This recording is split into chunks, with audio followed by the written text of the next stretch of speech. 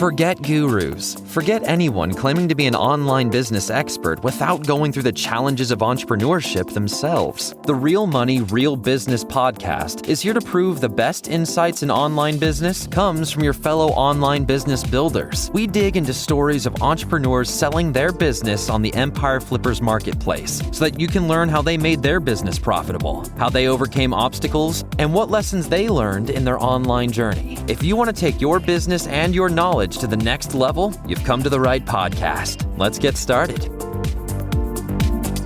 Hey everyone, welcome to another episode of the Real Money, Real Business podcast. We record these interviews so that potential buyers can learn more about the business and the seller to help them make an informed buying decision.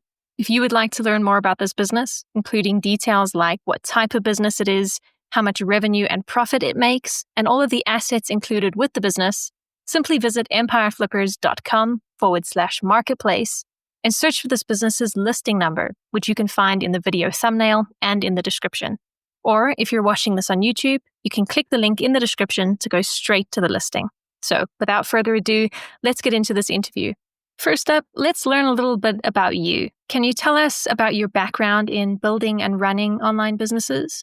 So prior to this business, I actually don't have a background in building any online businesses or anything of the sort. This was kind of my first project that I ever started working on, and I loved doing it. This was almost 10 years ago or so. I started building it from scratch by myself while working my other full-time job, actually. And I just stayed consistent with it over the years, and it continued to grow, and I continued to put in more and more work and more effort into it, which exponentially helped it grow even more and more and more.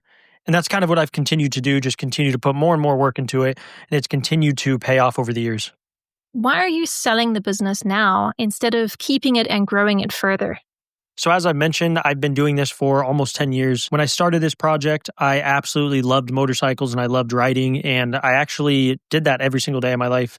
I didn't even own a car. I just owned motorcycles and that was it. I rode around, I filmed. Again, this was my life like 100% of the time. And fast forward almost a decade later, I have a couple young kids, I have a wife, and a lot of my passions and interests have changed. So I just don't find it exciting anymore. It's an awesome business and I know it will keep growing and would keep growing if I chose to do that.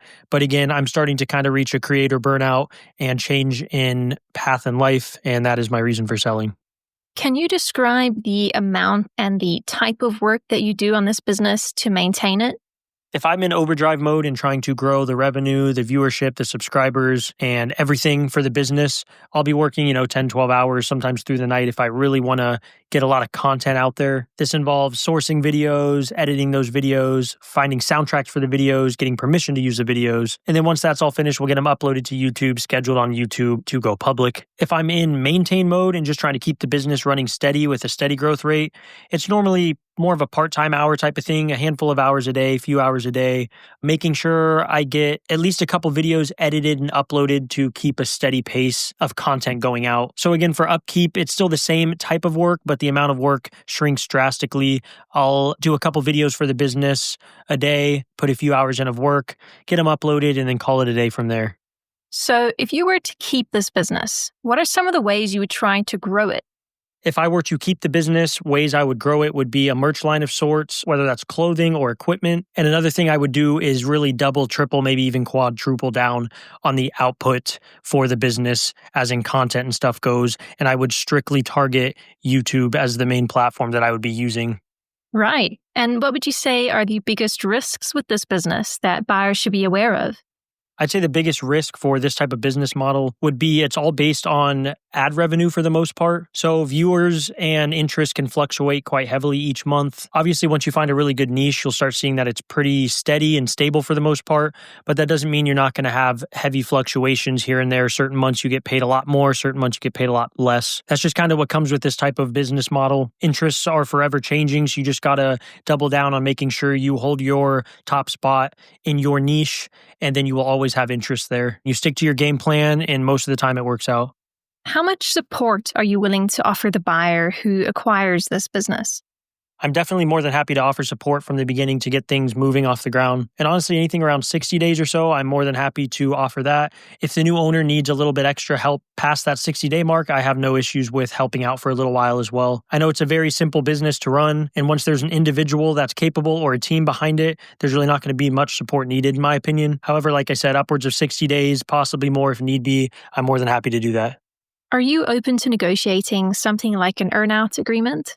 So I don't necessarily prefer an earn-out payment structure. I guess depending on the deal, it could definitely be negotiated. Again, I think I would prefer not, but I am open to negotiations. Okay, final question. If you had to put yourself in the shoes of a buyer, why is your business a business worth buying? So this type of business, in my opinion, is worth investing in because the scalability is kind of endless. That's a huge benefit that I feel like a handful of business models really can't take advantage of. The more content you put out, the more revenue comes in, the more viewership, some more subscribers, and it just kind of keeps exponentially growing. It all comes down to how much work you can put in, how much content you can put out there, and the more you put out there, the more growth you get. And at the end of the day, there is no cap of how much content you can put out there. All right, everyone. Thanks for listening.